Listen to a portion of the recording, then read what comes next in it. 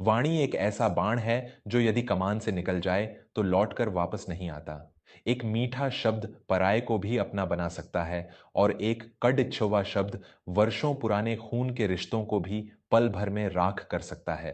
आचार्य चाणक्य ने कहा था कि जिस व्यक्ति ने अपनी जीभ पर नियंत्रण पा लिया और जिसे यह समझ आ गया कि कब, कहाँ और क्या बोलना है, वह इंसान इस दुनिया में जो चाहे वह हासिल कर सकता है। आपकी योग्यता, आपका ज्ञान सब धरा का धरा रह जाता है यदि आपको अपने ज्ञान को शब्दों में पिरोना नहीं आता। नमस्कार दोस्तों, वर्मा स्टोरीज में आपका बहुत बहुत स्वागत है। मेरी आवाज, मेरा नाम विवेक वर्मा है और आज मैं आपके लिए एक ऐसी ऐतिहासिक और पारिवारिक कथा लेकर आया हूं जो आपको आचार्य चाणक्य की नीति के अनुसार बोलने की कला के 9 ऐसे अचूक तरीके सिखाएगी जिन्हें आजमाने के बाद आप भी हर दिल पर राज करेंगे और जो चाहेंगे वही पाएंगे। बस आज शांत मन से इस कहानी को सुनिए। उज्जैनी नाम का एक अत्यंत विशाल और वैभवशाली साम्राज्य हुआ करता था। उस साम्राज्य में राघवेंद्र नाम का एक युवक रहता था।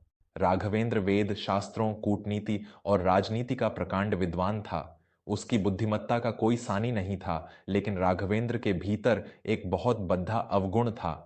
उसकी वाणी में बहुत कठोरता थी। वह हमेशा सीधा और कड्डवा सच बोलता था, बिना यह परवाह किए कि सुनने वाले पर उसका क्या प्रभाव पड़ डिडेगा। उसे लगता था कि यदि वह ज्ञानी है तो उसे किसी के सामने मीठा बोलने या शब्दों को घुमाने की कोई आवश्यकता नहीं है। उसी नगर में समरजीत नाम का एक अन्य युवक भी था। समरजीत के पास राघवेंद्र जितना ज्ञान तो नहीं था, लेकिन उसे मीठा बोलना और लोगों को अपनी बातों के जाल में फंसाना बहुत अच्छी तरह आता था।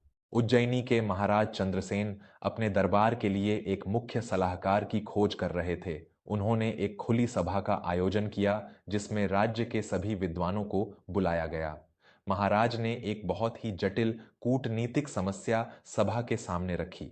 समरजीत ने बहुत ही चापलूसी भरे शब्दों में महाराज की प्रशंसा की और एक साधारण सा उत्तर दिया जिसे सुनकर महाराज प्रसन्न हो गए।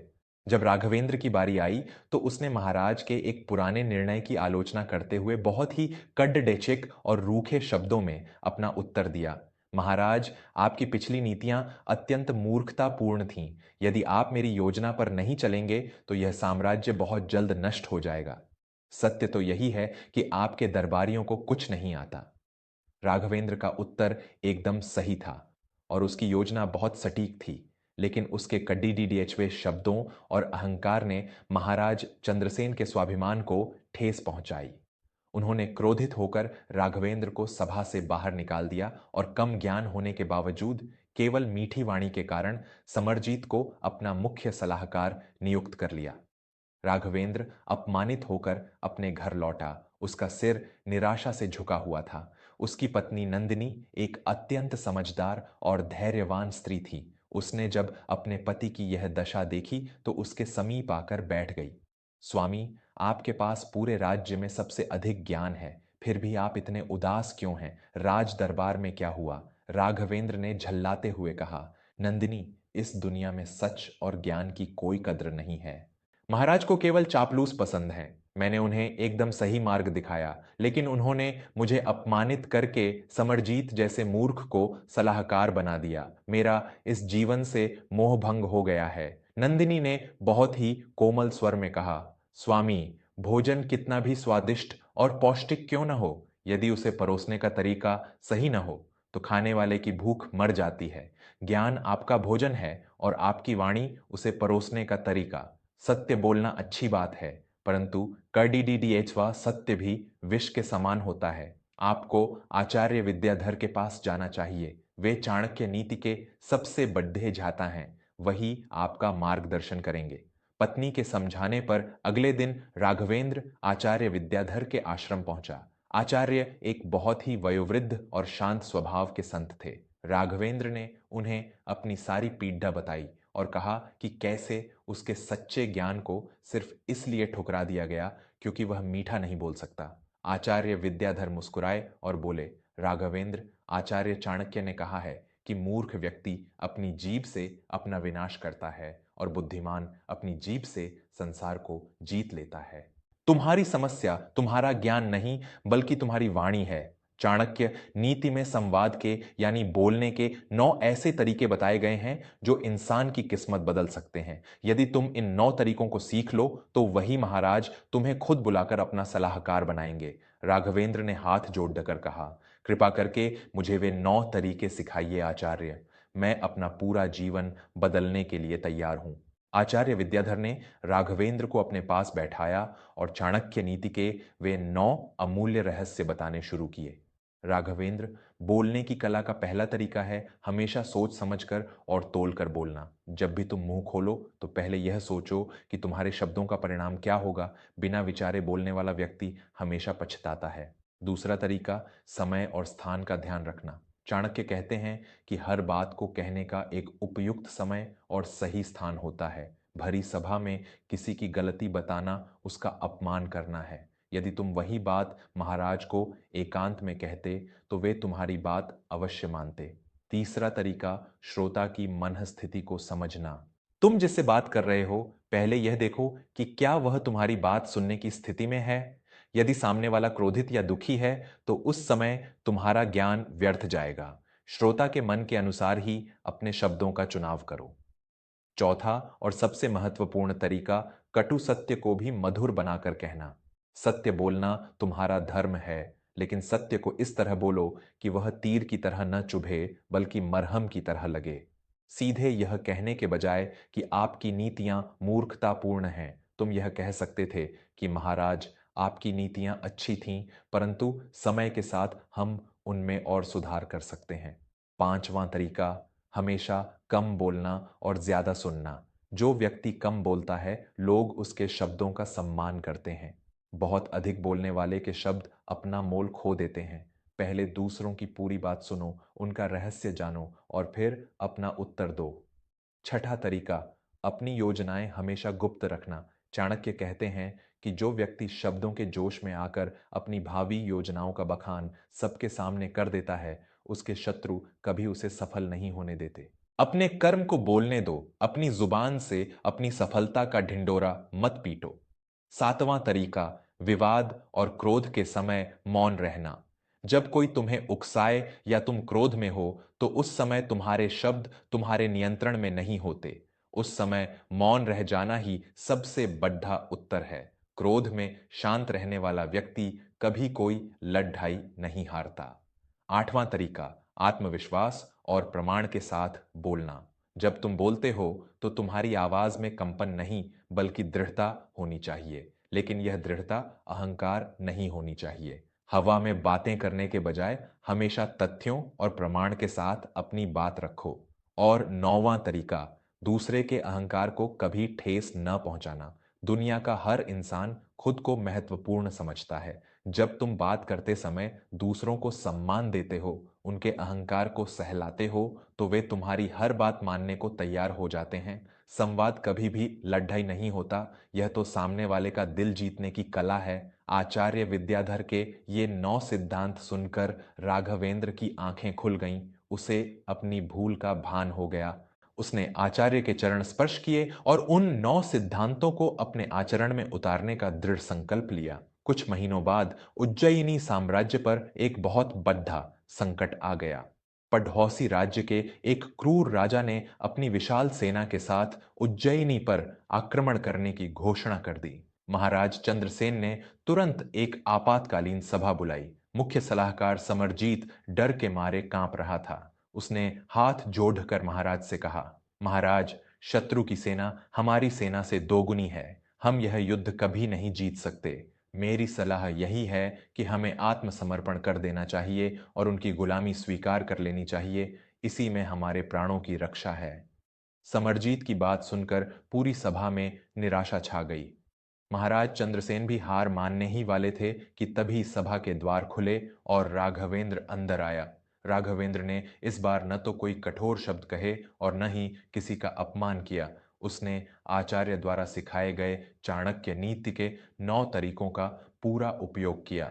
वह बहुत ही शांत और विनम्र भाव से आगे बढ़ा। उसने महाराज को प्रणाम किया और बहुत ही सम्मानजनक शब्दों में बोला, महाराज चंद्रसेन के प्रताप और शौर्य की गाथाएं तो पूरी दुनिया में गाई जाती हैं। जिस राज्य का नेतृत्व आप जैसा प्रतापी राजा कर रहा हो, वहां हार शब्द का तो कोई स्थान ही नहीं है। राघवेंद्र ने श्रोता का मन समझा और उसके सम्मान को ठेस पहुंचाए बिना बात शुरू की। महाराज ने आश्चर्य से राघवेंद्र की ओर देखा। राघवेंद्र ने आगे कहा, महाराज, समरजीत जी का यह कहना सही है कि शत्रु की सेना हमसे बढ़ी है, उनकी चिंता हमारे राज्य की भलाई के लिए ही है। राघवेंद्र ने कटुता के बजाय विनम्रता से बात की और बिना लड्डे ही समरजीत का मान भी रख लिया। परंतु महाराज, युद्ध केवल तलवारों से नहीं, बुद्धि और कूटनीति से भी जीते जाते हैं। मैंने हमारे गुप्तचरों से कुछ ऐसे साक्ष्य जुटाए हैं जो प्रमाणित करते हैं कि शत्रु सेना के भीतर ही विद्रोह की आग सुलग रही है। उसने प्रमाण और आत्मविश्वास के साथ अपनी बात रखी। महाराज की आंखों में एक चमक आ गई। क्या कह रहे हो राघवेंद्र? क्या हमारे पास जीतने का कोई मार्ग है? राघवेंद्र ने मुस्कुराकर कहा, जी महाराज, परंतु वह मार्ग अत्यंत गोपनीय है।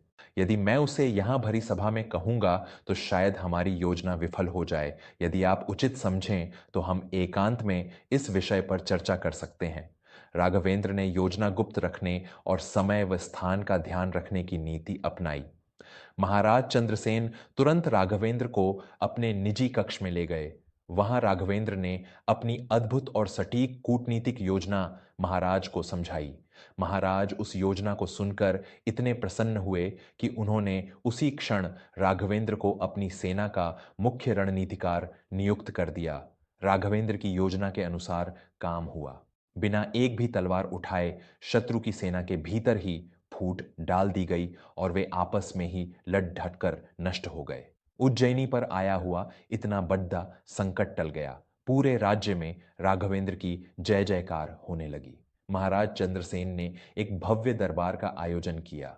राघवेंद्र, तुमने आज अपनी बुद्धि और अपनी उत्तम वाणी से इस पूरे साम्राज्य की रक्षा की है।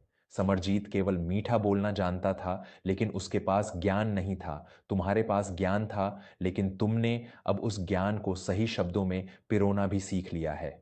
आज से तुम ही इस राज्य के महामंत्री और मेरे सबसे मुख्य सलाहकार हो। राघवेंद्र ने सिर झुकाकर महाराज का आभार व्यक्त किया। जब वह घर लौटा तो नंदिनी ने आरती की थाल से उसका स्वागत किया। नंदिनी, आज जो कुछ भी हुआ है वह तुम्हारे धैर्य और आचार्य की उन 9 नीतियों के कारण ही संभव हुआ है। मैंने सीख लिया है कि शब्द ही हमारी सबसे बड़ी शक्ति है। अगर हम उन्हें सही तरीके से इस्तेमाल करें तो दुनिया की कोई भी ताकत हमें हरा नहीं सकती। राघवेंद्र ने अपनी पत्नी का धन्यवाद करते हुए कहा, दोस्तों, इस कहानी का सार यही है कि आपके पास चाहे कितनी भी डिग्रियां हों, आप चाहे कितने भी योग्य क्यों न हों, लेकिन यदि आपको लोगों से बात करना नहीं आता तो आप जीवन की दौड़ेच में हमेशा पीछे रह जाएंगे। हमारी वाणी हमारा आईना होती है। आचार्य चाणक्य के ये 9 तरीके हमारे आधुनिक जीवन, हमारे ऑफिस, हमारे व्यापार और हमारे परिवार हर जगह लागू होते हैं। जब भी आप किसी से बात करें तो सामने वाले की भावनाओं का सम्मान करें। कड़ी डी डेवी बात को भी ऐसे कहें कि सामने वाले को बुरा न लगे। और सबसे जरूरी बात, क्रोध में कभी भी अपने शब्दों को बेलगाम न छोड़ दें, क्योंकि क्रोध तो कुछ पलों में शांत हो जाएगा, लेकिन आपके कहे हुए शब्द जीवन भर के लिए उस रिश्ते में दरार डाल देंगे। इसलिए हमेशा कम बोलें, सोच समझकर बोलें और मीठा बोलें। आप खुद देखेंगे कि जो लोग कल तक आपकी बात नहीं सुनते थे, वे आज आपकी हर बात मानने को तैयार हो जाएंगे। जैसा आप चाहेंगे वैसा ही होगा। आशा करता हूं कि आचार्य चाणक्य की यह नीति और राघवेंद्र की यह कहानी आपको बहुत कुछ सिखा कर जाएगी। अगर आपको यह कहानी पसंद आई हो तो इसे अपने परिवार वालों और दोस्तों के साथ ज़रूर साझा करें, ताकि वे भी संवाद की इस कला को सीख सकें। मैं हूं आपका दोस्त विवेक वर्मा और आप देख रहे थे वर्मा स्टोरीज। अपना बहुमूल्य समय देने के लिए आपका हृदय से बहुत बहुत धन्यवाद। ऐसी ही और भी ज्ञानवर्धक और जीवन को दिशा देने वाली कहानियों के लिए हमारे चैनल से जुड़े रहें। तब तक के लिए सकारात्मक रहें, अपनी वाणी में मिठास बनाए रखें और जीवन में आगे बढ़ते रहें। नमस्कार।